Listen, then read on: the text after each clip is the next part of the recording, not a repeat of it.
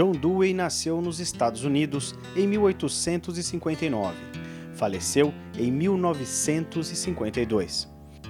Doutorou-se em 1884 com uma tese sobre o filósofo Immanuel Kant e iniciou sua vida profissional como professor da Universidade de Michigan. Ali, Dewey entrou em contato com as ideias do filósofo William James, cujo livro Princípios de Psicologia o levou em direção ao pragmatismo. Nessa época, conviveu com George Mead, autor de teorias pragmatistas que definem a mente como instância dotada de função instrumental, encarregada de mediar as relações do organismo com o meio. Em 1894, Dewey transferiu-se para a Universidade de Chicago, onde criou e dirigiu uma escola elementar, na qual procurou verificar a aplicabilidade prática de suas concepções filosóficas. Foi uma experiência inovadora, uma escola-laboratório que garantia liberdade de ação para professores e alunos, com novos métodos e técnicas de ensino, contrariando o ensino tradicional.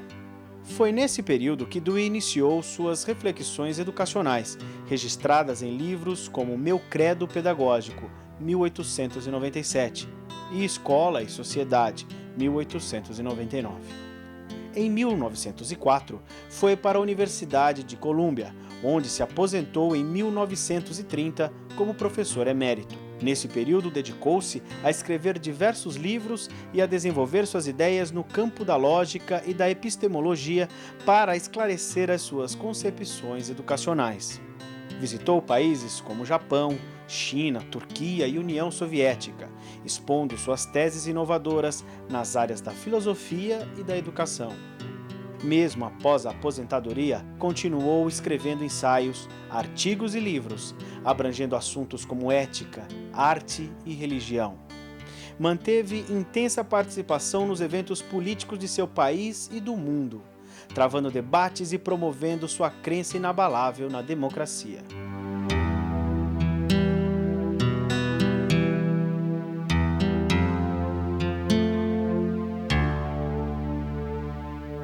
Todo o pensamento educacional de John Dewey, ele é baseado numa concepção filosófica, que é o pragmatismo, né? A versão do pragmatismo elaborada por ele, John Dewey. Para nós entendermos bem o que é o pragmatismo, nós temos que perceber que o pragmatismo deweyano é uma crítica ao que ele chama de filosofia tradicional.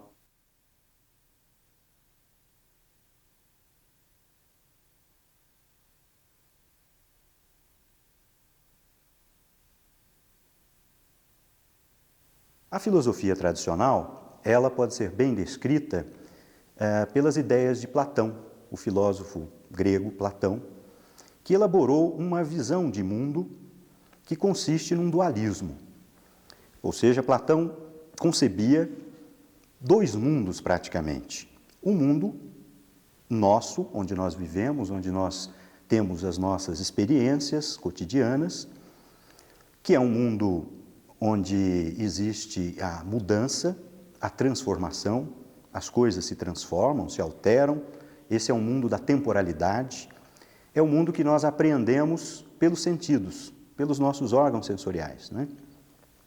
Esse é um mundo marcado também pela incerteza, pela dúvida, pelo questionamento. Platão imaginava que existiria um outro mundo, que ele chamou de mundo inteligível, um mundo ao qual nós ascendemos apenas pelo uso da razão, pelo uso da inteligência, quer dizer, um mundo que nós podemos imaginar como existente.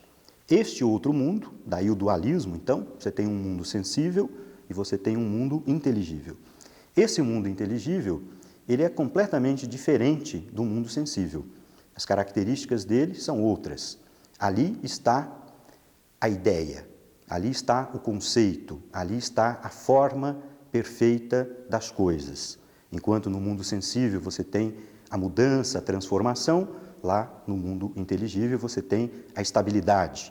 Enquanto num você tem a dúvida, a incerteza, no outro você tem a verdade. Dessa concepção platônica decorre uma filosofia educacional, uma concepção de educação, um modo de você trabalhar a formação das pessoas. que é basicamente a seguinte: você deve entender que o seu aluno, ele necessita ascender a esse mundo das verdades já prontas, já definidas, que não se transformam, que não mudam, as verdades acabadas, como nós costumamos chamar. Nessa concepção educacional decorrente dessa filosofia tradicional de Platão, obviamente, aquele que tem mais saber, está mais próximo da verdade, tem todo o poder sobre quem não sabe. Ou seja, o professor aparece na concepção educacional decorrente de Platão como a figura central, né? A figura que tem o poder porque tem o saber, porque já chegou àquele mundo racional, aquele mundo inteligível, né, que é o mundo da verdade. Então, as relações pedagógicas dentro dessa concepção, elas são unidirecionais, ou seja, do professor para o aluno, né? O aluno está ali apenas como um receptáculo da verdade. Nessa concepção, assume importância fundamental, por exemplo, os conteúdos das matérias escolares, né? Os saberes escolares supostamente contêm a verdade, e eles são, então, ensinados para o aluno, né? O aluno ali, novamente, como um depósito, digamos assim, de conhecimento. Essa concepção do Platão, ela atravessou séculos, né? Ela se fez fortemente presente, não só na própria época do Platão, na Grécia clássica, mas também no período do helenismo, né? No mundo greco-romano, no mundo medieval, né? E essa concepção, diz o John Dewey, ela se apresenta também na filosofia moderna. E, acompanhando esta concepção filosófica, acompanhou também um ensino que nós poderíamos chamar de tradicional, centrado na figura do professor, que detém a verdade, que detém o poder na sala de aula, e o aluno como um ser passivo, né, que está ali recebendo aquela verdade. Essa verdade da educação, assim como no campo da filosofia, ela nega todo o mundo da experiência imediata, o mundo empírico, o mundo das coisas em que nós vivemos, né? Seria o mesmo que dizer que nós vivemos num mundo de sombras, como o próprio Platão elaborou no seu livro A República. Educar seria livrar o educando desse mundo das aparências, desse mundo da opinião, desse mundo das sombras, do não conhecimento, e levá-lo para o mundo do conhecimento, do saber e da verdade.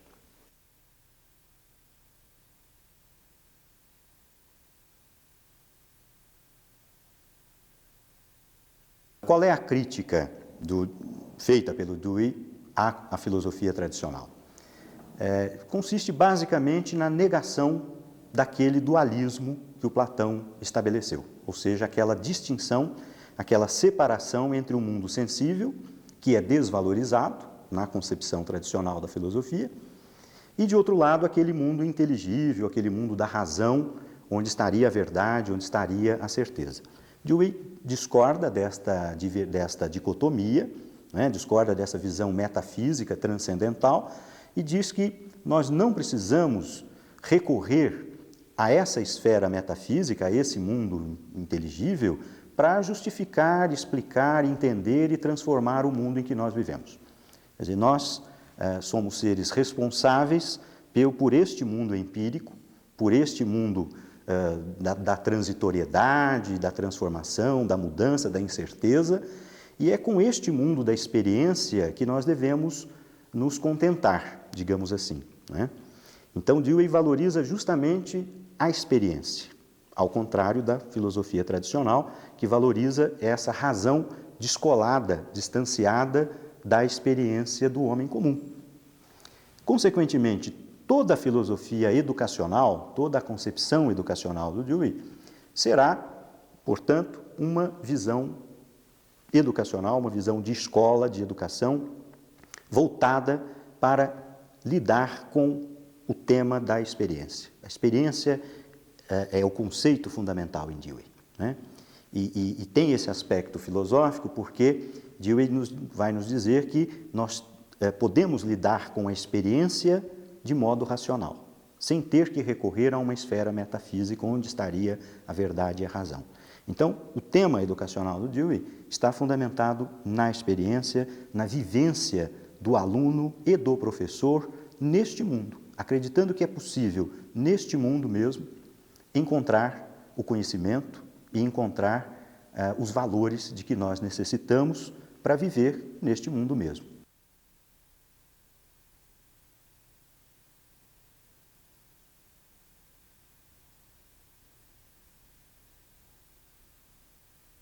A palavra pragmatismo, ela significa justamente essa preocupação, essa ênfase dada às coisas práticas, né? Às coisas imediatas. No nosso linguajar comum, né, do homem comum, sempre que se usa a palavra pragmatismo, se usa com uma conotação pejorativa. Ah, esse indivíduo é extremamente pragmático, né?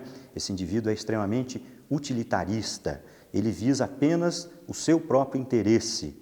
No campo da filosofia, especialmente da filosofia de John Dewey, nós temos que entender um pouco melhor o significado da palavra. Ela diz respeito, sim, à prática, né? Como nós podemos ver, a oposição do Dewey à filosofia tradicional, ela traz justamente esta visão de valorização das coisas da experiência, do mundo sensível, do mundo imediato. No entanto, em Dewey, a palavra assume um caráter não individualista, não egoísta, porque Dewey pensa sempre que o indivíduo, nas suas decisões, nos seus valores, nas suas concepções morais, ele está vinculado diretamente ao grupo social, à sociedade. Então, o pragmatismo deweyano é um pragmatismo que valoriza as coisas da prática vinculadas à vivência coletiva, à vivência grupal, à vivência social. Portanto, nunca será um egoísmo, né? No sentido do indivíduo tomando as suas decisões em benefício exclusivamente seu. Será sempre um pragmatismo coletivo ou coletivizado, visando o bem da coletividade, da comunidade. Caçada. Caçada tem SS? Tem C? Tem C caçada? Não. Tem C? Não. Tem C cedilha? Não. Não tem C cedilha? Olha aqui.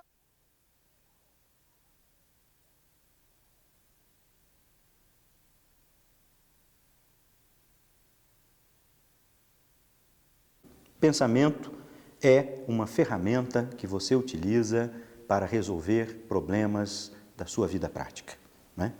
No seu cotidiano, no seu dia a dia, você se defronta normalmente com problemas, né? Com opções que você tem que escolher entre caminhos que você vai percorrer para ir da sua casa ao trabalho, por exemplo, e você lança mão de ideias, de dados que você possui e você elabora hipóteses. Bem, hoje vou por aqui.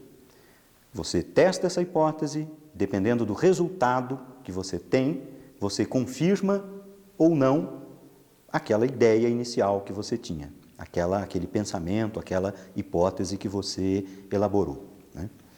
O que é o pensamento reflexivo? Ele é um pensamento desse mesmo tipo, que se distancia, porém, do pensamento comum, da pessoa comum que tem 1000 problemas para resolver, né? E que usa, né, certamente, esse mesmo modelo de procedimento para tentar resolver os seus problemas. O Dewey apenas sistematiza isso de uma forma um pouco mais elaborada, mostrando que há uma série de passos, né, que você pode seguir para verificar se as suas hipóteses, se as suas ideias, de fato, elas se mostraram válidas ou não. De qualquer maneira, é a prática, é o resultado que vai confirmar ou não confirmar a sua ideia, o seu pensamento. Daí o seu pensamento ser exatamente isto, uma ferramenta, um instrumento que você utiliza, né, para resolver problemas do seu mundo sensível, né, do seu mundo da experiência. E ele é passível de ser alterado. Você não vai ficar apegado a uma ideia, a um modo de pensar, se isto der errado, né? Se o resultado não for positivo, não servir para o seu bem-estar.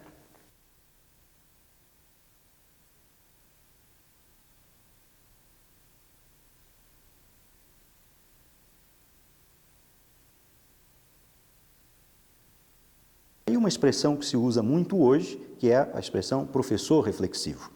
É um professor que não trabalha com definições prévias, com soluções prontas, né? com o manual de ensino que diz para ele, proceda sempre assim.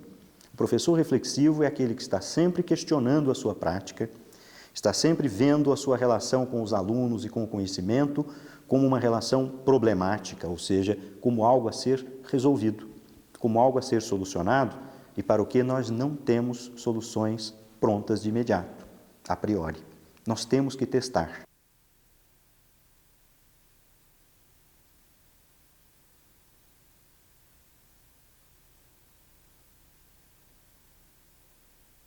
A educação proposta pelo Dewey é uma educação experimental, neste sentido, de que você tem um problema, você tem um conhecimento a transmitir, você tem uma matéria a ensinar, você tem aquele grupo de alunos que se apresenta com tais e tais características. Como fazer? Não há solução pronta. Não há um mundo platônico dizendo para nós, faça assim que dará certo. Nós temos hipóteses. E nós vamos à prática, checamos essas hipóteses, verificamos se funcionam. Se funcionam, amanhã, diante de situação semelhante, aplicamos o mesmo método, o mesmo procedimento. Se não funciona, temos como retroagir, repensar, rediscutir. Então, a proposta de professor reflexivo está fundamentada nesta ideia, que no fundo é uma concepção filosófica da inexistência de uma verdade pronta, acabada, definida, etc. Que no campo da educação se transforma, então, nessa ideia de professor reflexivo.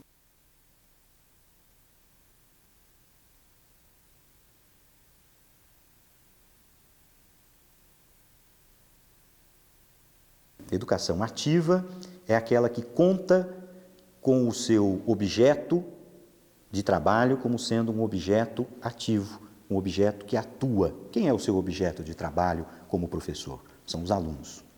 Então, os alunos, na concepção do IANA, são ativos, são seres que participam, são pessoas que têm vontades, que têm paixões, que têm necessidades, que têm desejos, que têm conhecimento também. Conhecimento espontâneo, conhecimento da prática. Então, a educação ativa é aquela que vai contar com isto. Daí não ser possível você ter um método, você ter uma definição prévia. Por isso a necessidade de ser reflexivo, porque o seu objeto de trabalho, os seus alunos, são vivos e ativos. Qualquer outra concepção educacional deveria contar com alunos passivos, recebedores da verdade, que seria na concepção filosófica tradicional ou no ensino tradicional.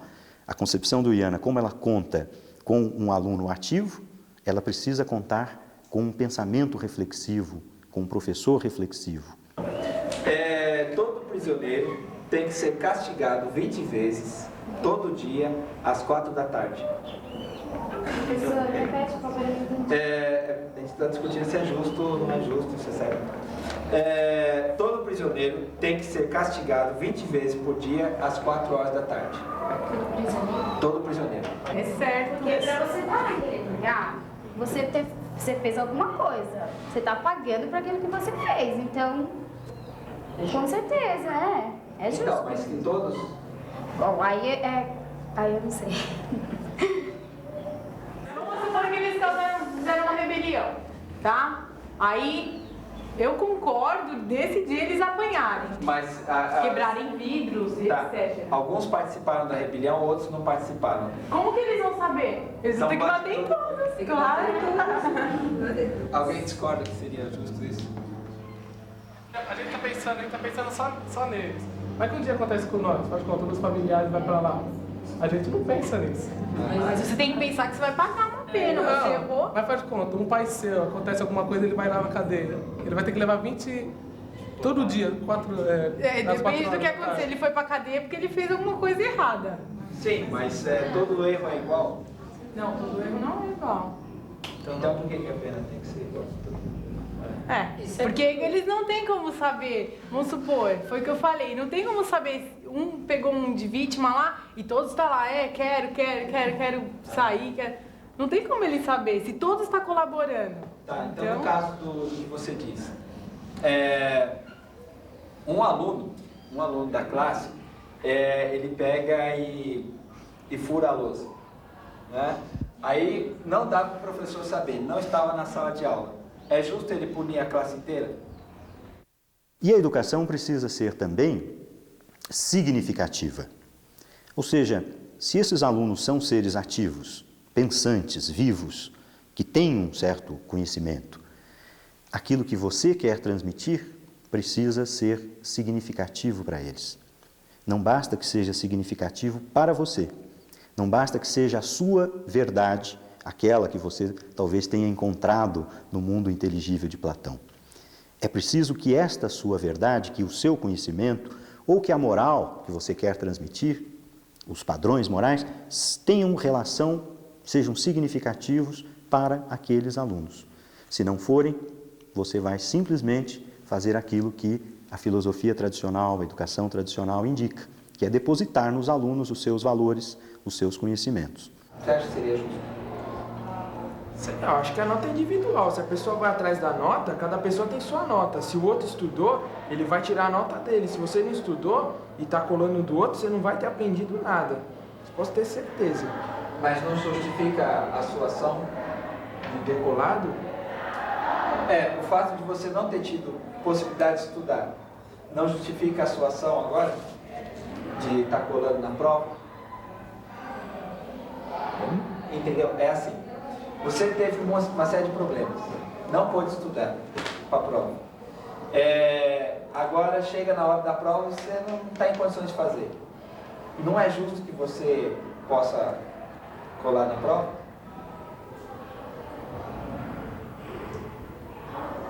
Tem que pensar.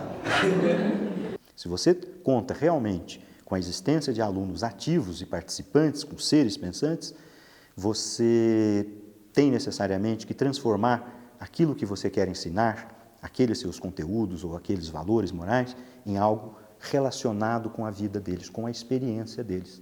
Porque eles vêm para a sala de aula com experiências. Você, professor, tem as suas experiências, o seu conhecimento e os seus valores.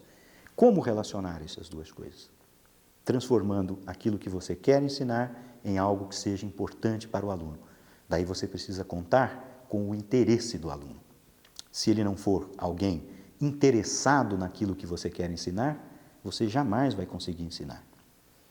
Aí, obviamente, entramos em um campo que é o campo da didática, né, que vai nos dizer como despertar o interesse, né, ou como articular os seus conteúdos das suas matérias escolares de maneira a atingir o interesse do aluno. Né? Mas aí já entraríamos num campo técnico de como fazer. Né? A concepção do IANA não chega a isto. Ela apenas estabelece a necessidade fundamental, sustentada na sua filosofia, de que o conhecimento a ser ensinado seja significativo para o aluno, que haja interesse do aluno naquilo que vai ser ensinado.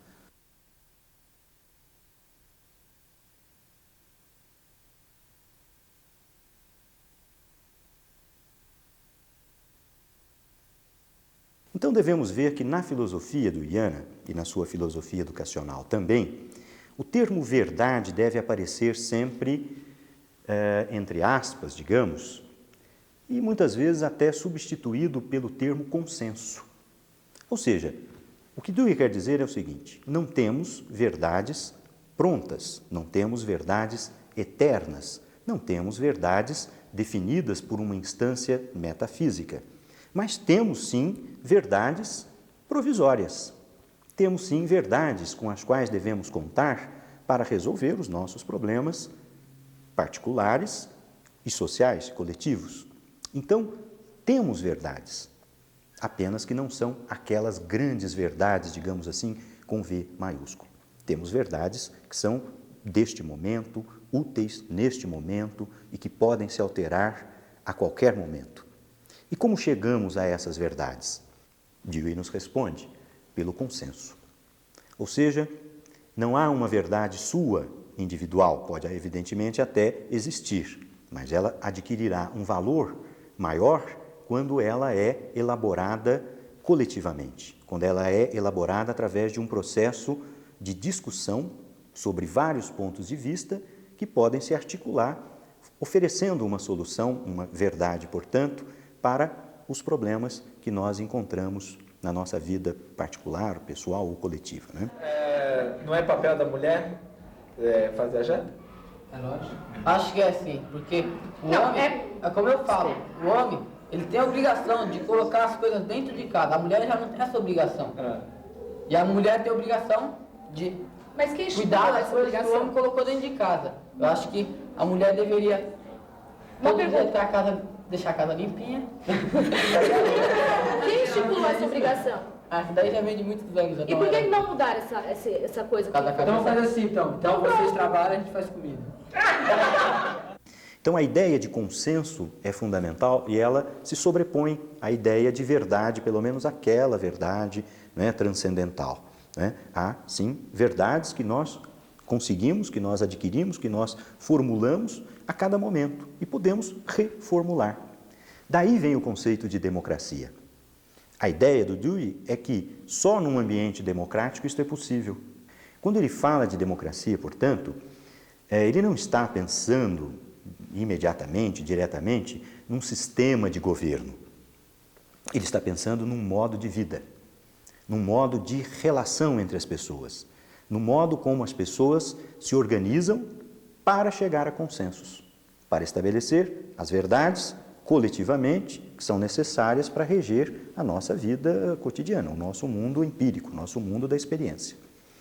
Então, nós temos que pensar a democracia na escola por esse mesmo ângulo, né? Partindo desta concepção filosófica e valorizando um ambiente democrático na escola, que significa, obviamente, tomar como princípio a liberdade. O princípio básico, fundamental no pensamento deweyano é a concepção de liberdade. Nenhuma escola será baseada nas ideias de John Dewey se não conceder liberdade, diálogo, possibilidade de contestação, possibilidade de discussão e, mais ainda, possibilidade de chegar a consensos. Consenso, veja bem, é algo que exige muitas vezes que você abra mão do seu ponto de vista particular, em benefício de um ponto de vista que talvez seja mais eficiente ou seja mais adequado para determinada situação. Então, num ambiente autoritário, isso é impossível, né? Você, na verdade, tem que ou impor o seu ponto de vista ou abandoná-lo sem discussão. No ambiente democrático, não. Você deve expor o seu ponto de vista e ninguém poderá impor uma ideia não justificada no debate, no diálogo a você.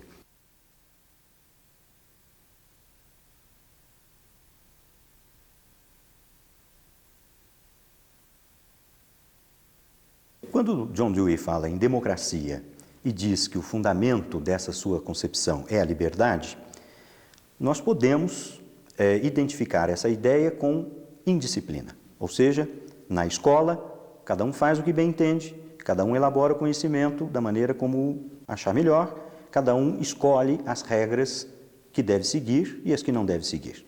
Neste caso, nós teríamos um ambiente absolutamente caótico. Não é esta a proposta do Dewey.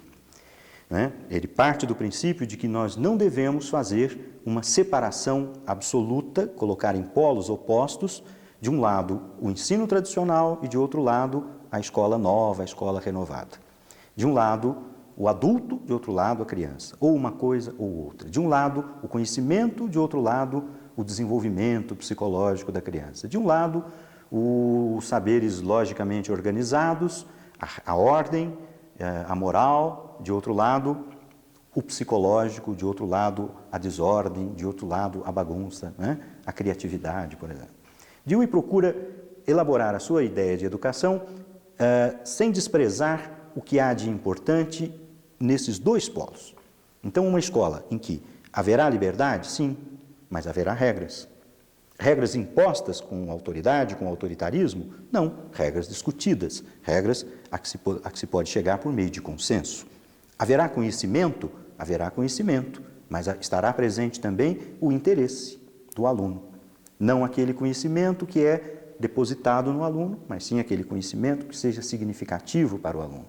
Né? Haverá autoridade? Sim, mas não autoritarismo, não imposição de regras morais. Então, a ideia de uma escola democrática é a ideia de uma escola que seja um simulacro, ou seja, idêntica, não é, a uma vida social democrática. Como seria uma vida social democrática? Assim deve ser a escola. Ou seja, fundamental que haja liberdade de exposição, de expressão, que haja consenso para se decidir o que é melhor neste momento, nesta circunstância, para que o conhecimento possa se desenvolver e os alunos possam se desenvolver como seres sociais, não como indivíduos plenos, livres, não é, e indisciplinados, mas sim como indivíduos que saibam viver coletivamente, que saibam abrir mão, muitas vezes, do seu ponto de vista em benefício dos pontos de vista da coletividade, do seu grupo.